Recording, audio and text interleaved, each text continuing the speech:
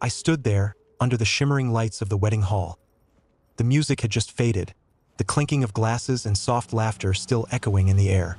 All eyes turned to me as I slowly rose from my chair. My palms were sweating. My chest felt like it would collapse from the weight of everything I had been carrying for years as I walked toward the microphone. Each step felt heavier than the last. The groom, my cousin, smiled at me, as if nothing had ever happened between us. As if the betrayal he and the bride had committed 3 years ago was nothing more than a distant memory that no longer mattered. The bride, my ex, looked nervous. She gripped her champagne glass a little too tightly. Maybe deep down, she knew what was about to come. I adjusted the mic. My voice trembled at first, but I didn't care. "Hello, everyone," I began. "I'm not really good at public speaking, so forgive me if I stumble, but being asked to be the best man today was a shock. Because the last time I spoke to the groom and bride..." I paused. My throat felt dry. The silence in the room was suffocating. Was the night I walked into my own bedroom and found them having sex in my bed. Gasps filled the room. Glasses froze halfway to people's lips. The band stopped pretending to tune their instruments. Time stood still. And in that moment, I wasn't just speaking to them, I was finally releasing 3 years of pain, humiliation, and anger. And what happened next changed everything. But to understand why I stood there that night, I need to take you back. Back to when my life was perfect, or at least, I thought it was. 3 years earlier, I believed I had it all, that I was dating a girl I loved more than anything in this world. She was beautiful, smart, funny, everything I had ever dreamed of. I truly thought she was the one. I had even started saving for a ring, carefully putting aside money from every paycheck, picturing the day I would kneel before her and ask her to spend the rest of her life with me. And then there was my cousin. Me, he wasn't just family. He was my brother in everything but name. We grew up side by side, shared our secrets, our struggles, our victories. I admired him. He was the guy everyone liked. Charming, confident, quick-witted. When we were kids, I followed him around like a shadow, believing he could do no wrong. Together, they were 2 of the most important people in my life. My girlfriend, my cousin, my world. And for a while, everything felt perfect. Until that one night. I remember it clearly. I wasn't supposed to be home early. A coworker had offered to cover my shift, and I was exhausted, so I agreed. I thought I'd surprise her, maybe order food, curl up on the couch together. Just a quiet night with the person I loved. I unlocked the door, my mind already picturing her smile when she saw me walk in. But instead, I heard sounds. At first, muffled laughter, then the rhythmic creak of the bed, and then moans. My stomach dropped. I told myself it couldn't be what I thought. It had to be the TV, maybe a movie playing. But no. My gut knew the truth before my brain allowed it to register. I pushed open the bedroom door, and there they were. My girlfriend, my cousin, in my bed. Her face turned pale, his eyes wide with shock. They froze like guilty children caught red-handed. I couldn't breathe. My chest felt like it had been ripped open. I didn't scream. I didn't cry. I just said one thing, my voice colder than ice. "I want you both gone before I get back." And then I walked out. When I returned later that night, they were gone. But she had left a note. Apologies scribbled on paper, begging me to call her when I calmed down. As if words could erase the image of them in my bed. I didn't call. Instead, I sent her a message. I would pack up her things and drop them off at my cousin's place. If she wanted to live with him, then so be it. And that's exactly what I did. For a week, I boxed up every memory, every reminder of what she had meant to me. Clothes, books, little trinkets she'd left around the apartment. With each item I packed, it felt like I was sealing away a piece of myself. When it was done, I knocked on his door.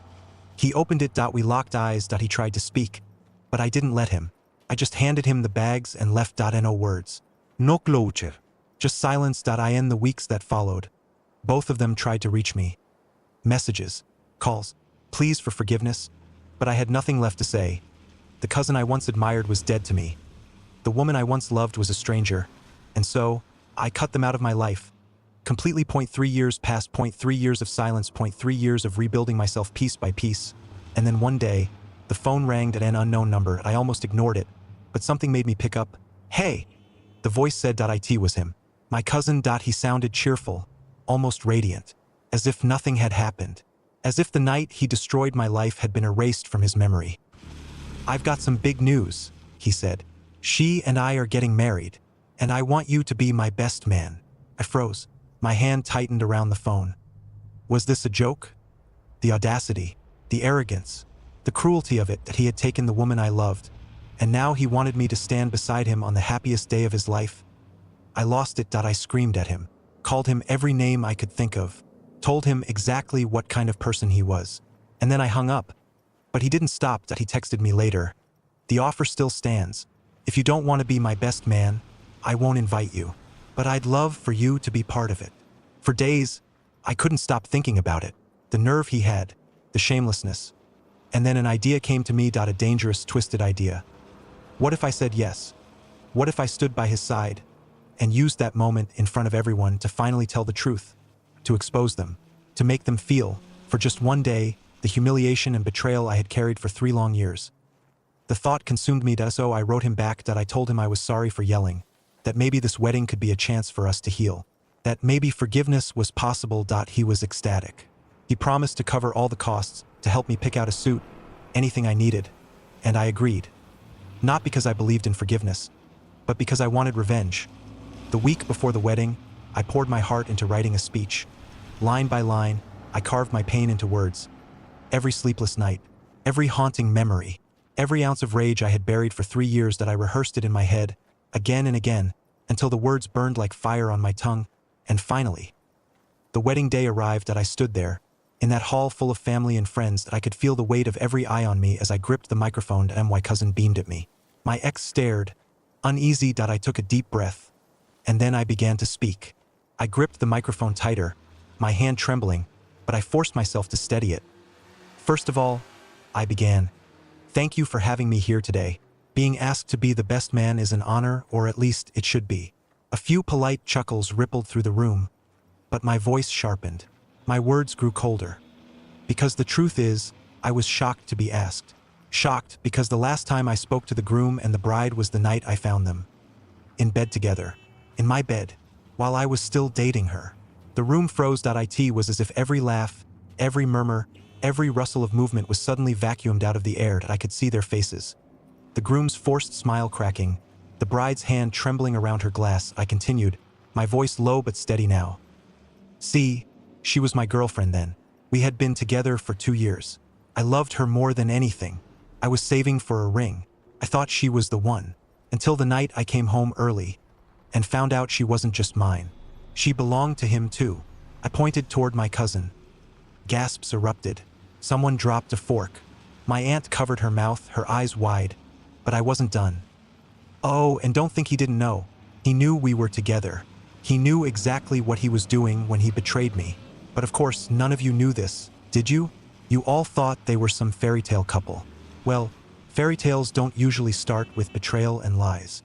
My throat burned, but I kept going. Do you know what it's like to love someone with your entire heart? To plan a future with them? Only to come home and watch it all crumble in 1 second? I do. Because of these two. I turned toward the bride and groom. My words were daggers now. You ruined me. You shattered everything I believed in. And now you expect me to stand here and smile? To raise a glass and wish you happiness? No, not today. Not ever. The silence was unbearable. I could feel every pair of eyes drilling into me. I've heard that 50% of marriages end in divorce, I said, my voice steady now, calm in a terrifying way. I hope yours falls into that half.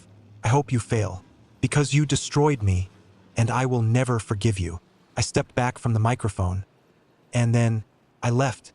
Just like that I expected chaos, that I expected screaming, that I expected people to rise from their seats, shouting at me, demanding answers. But instead, nothing. Silence and no applause. No murmurs of support. No one daring to move. Just silence. I walked out of that hall, my footsteps echoing in the marble corridor, my heart pounding in my ears. For the first time in 3 years, I had spoken my truth, and yet, instead of relief, I felt hollow on the way home. My phone rang. It was my mother. Her voice was sharp, furious. What did you do? She demanded. You ruined their wedding. Do you know how humiliated they are? How humiliated I am. I clenched my teeth. Humiliated, I spat. They humiliated me 3 years ago. They destroyed my life. And now I'm the bad guy for telling the truth. They're in tears, she snapped. Your cousin is devastated. She's devastated. How could you? Because they deserved it, I shouted, my voice breaking. Every word I said was the truth. You want me to stand there, smile, and pretend like nothing happened? No, not after what they did to me. They deserved every word. Her voice softened, almost pleading now. Why couldn't you just let it go? Why couldn't you just move on? I paused. My throat ached. Because I lived with this pain for 3 years, I said, and no one, not you, not anyone, ever cared enough to ask me what happened. So don't tell me to let it go. Don't tell me to move on. I finally had my moment, and I don't regret it. And then, I hung up. The next few days were hell. My phone blew up with calls and messages. Some from relatives on my side, some from hers, most of them angry. You're selfish. You ruined their special day. You embarrassed the whole family. The words cut deep, but I refused to respond. Because mixed in with the hate were messages of support. People who had been at the wedding. People who pulled me aside quietly or sent me private texts. I don't know if it was the right time, one said, but you were brave to speak your truth. I saw their faces. You did what had to be done, another wrote. If you ever need to talk, I'm here. For the first time, I realized something. I wasn't completely alone. Not everyone hated me. Some understood. But still, the weight lingered. I thought I would feel free after exposing them. I thought it would erase the pain. Instead, it left me raw, vulnerable, broken all over again. Every night I replayed the scene in my head. The silence, the looks, the judgment. Had I gone too far? Or had I finally done exactly what needed to be done? I couldn't decide. Weeks passed. The texts slowed. The calls stopped. Life moved on. But I didn't. Inside, I was still stuck in that moment. The betrayal, the heartbreak, the humiliation, and worst of all, the emptiness. Because revenge didn't heal me. It just left me with fresh scars. 1 month later, I found myself staring at the edge of my bed late at night, holding my phone, contemplating whether life was even worth living anymore. The thought terrified me, but it was real. The pain hadn't gone away. It had just shifted, buried deeper that I didn't tell anyone. Not my friends, not my family. But somehow my mother knew. She showed up one day, uninvited, with my uncle and, believe it or not, my cousin, the very man whose wedding I had destroyed. We sat in my living room, the air thick with tension. He didn't gloat. He didn't rage. Instead, he said something I never expected. We'll pay for a therapist. You need help. Please take it. That moment changed everything. Because for the first time since the betrayal, I realized this wasn't just about revenge. This was about survival. This was about me learning how to breathe again. And so, I agreed. I started seeing a counselor. And little did I know, those sessions would open wounds I didn't even know I had, and begin a journey that would change my life forever. When I agreed to see a therapist, I didn't know what to expect. Honestly, I thought it was pointless. How could talking to a stranger erase the image that had been burned into my mind forever? How could it undo the years of betrayal, the humiliation, the anger? But I had nothing left to lose, so I went. The first session was awkward. I sat there, arms crossed, staring at the floor, waiting for her to start asking questions. Her voice was calm, steady, almost soothing. "Tell me why you're here," she said. I hesitated. My throat tightened, and then, it all came out.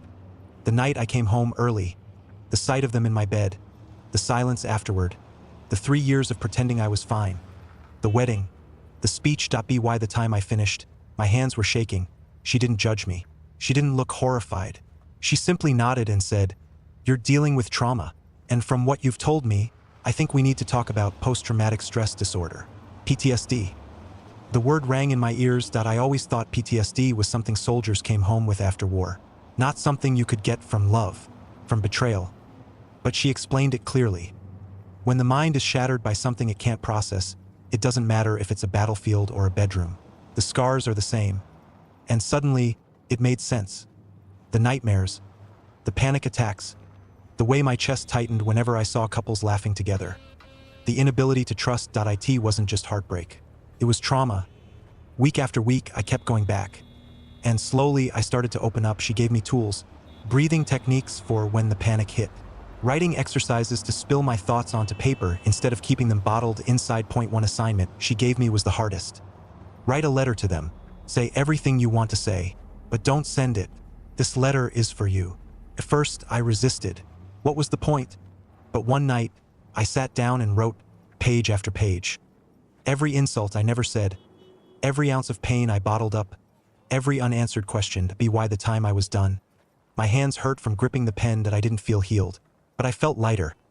Therapy didn't erase the past, but it gave me the strength to face it. It also gave me a push I didn't expect. Try dating again, she said. I laughed. Out loud.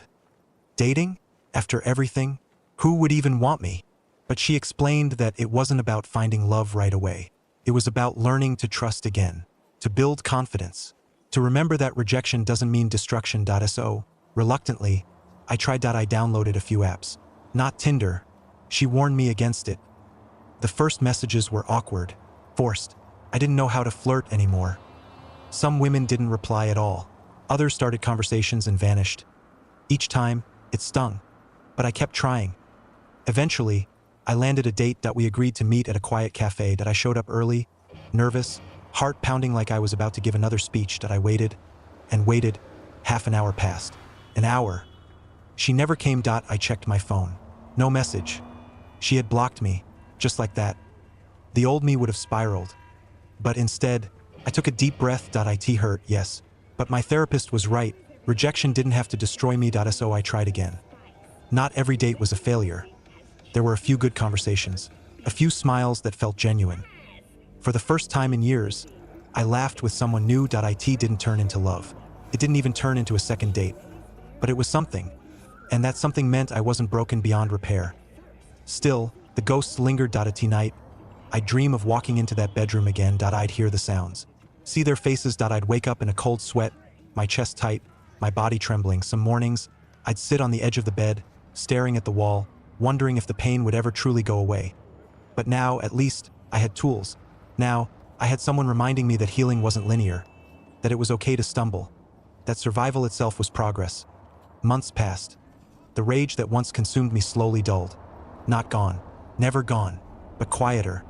And in that quiet, something new grew. Resilience. I began working out again. Not for revenge, not to look better than them, but for me. To feel strong again. I picked up hobbies I had abandoned. Music, reading, hiking. And with each step, I felt a little less like the broken man they left behind, and a little more like someone new. But healing isn't a straight line, because one night, as I was scrolling through social media, I saw it. A picture. Them smiling, holding hands, happy. And it was like the knife twisted all over again. I wanted to throw my phone across the room. I wanted to scream. How dare they look so happy after what they did to me? How dare the world keep spinning for them, while I was left piecing myself back together? I shut the phone off. I sat there in the dark, shaking, and then I remembered what my therapist said. Your healing isn't about them, it's about you. Their happiness doesn't erase your pain, but your survival doesn't depend on their misery either. And for the first time, I realized she was right. That I may never forgive them, that I may never forget what they did. But I don't need their downfall to rise again. That I only need myself. Still, the story wasn't over, because deep down, one question haunted me. Could I ever truly move on without closure? And if closure never came, was I strong enough to live without it? Time is a strange thing. When you're in pain, it crawls. Each day feels like a year. Each night stretches endlessly. But when you begin to heal, even just a little, suddenly weeks slip by, then months. Before I knew it, a year had passed since the wedding. A year since I stood at that microphone and let the truth pour out of me. A year since I burned every bridge in front of my entire family. Looking back, I asked myself the same question over and over again. Was it worth it? On one hand, yes, for 3 years, I carried the weight of their betrayal in silence. Nobody knew what I went through, nobody cared enough to ask. That night, I finally screamed it into the world. I made them feel the sting of exposure, the same way I felt the sting of betrayal. For the first time, I wasn't the only one carrying the shame. On the other hand, it didn't give me peace. It didn't heal me. The pain didn't vanish when I dropped the microphone and walked away. If anything, it dug deeper at first. Because revenge doesn't cure wounds. It just leaves a scar in a different shape. My therapist told me something that stuck. Closure doesn't come from hurting them. Closure comes from accepting that you may never get the answers you want, and deciding to move forward anyway. At first, I hated that. It felt like letting them win. But slowly, I began to understand that it wasn't about them. That it was about me. About learning to live without carrying their betrayal on my back every single day. Family gatherings became complicated. Some relatives still looked at me with cold eyes, whispering when I walked into the room. Others avoided me completely, choosing their side over mine. But there were also those who came quietly, when no one else was watching, and said, "You were brave. You told the truth. I wish I had your courage." Those words mattered more than I can explain, because they reminded me that sometimes doing the right thing doesn't make you popular, it makes you alone. But alone doesn't mean wrong. As for my cousin and ex, they went on with their lives, they stayed together. Sometimes I'd hear little bits of news, through family gossip, through social media I didn't even want to see. They smiled in photos. They posted about vacations. They played the happy couple. And yes, it hurt. But every time I saw their faces, I told myself, they don't define me anymore, because whether their marriage lasted or failed, whether they laughed or cried, it didn't change who I was becoming.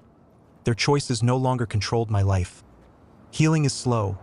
Some days, I felt strong. Other days, I collapsed under the memories.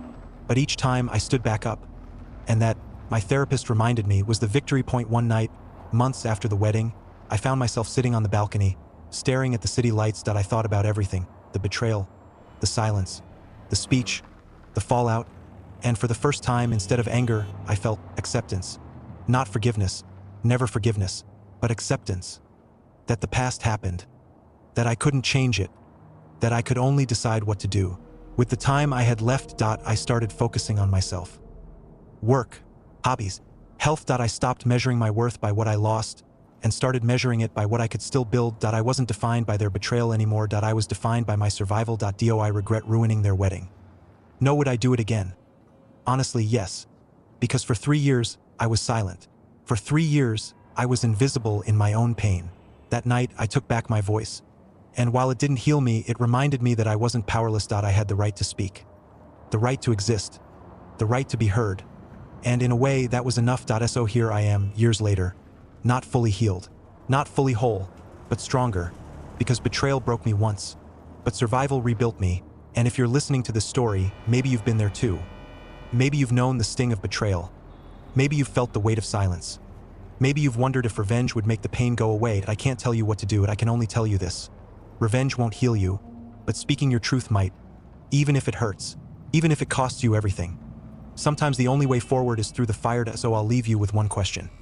If you were in my place, if you caught your cousin and your partner betraying you, and years later, they asked you to stand at their wedding, would you have stayed silent? Or would you have done what I did? What would you do?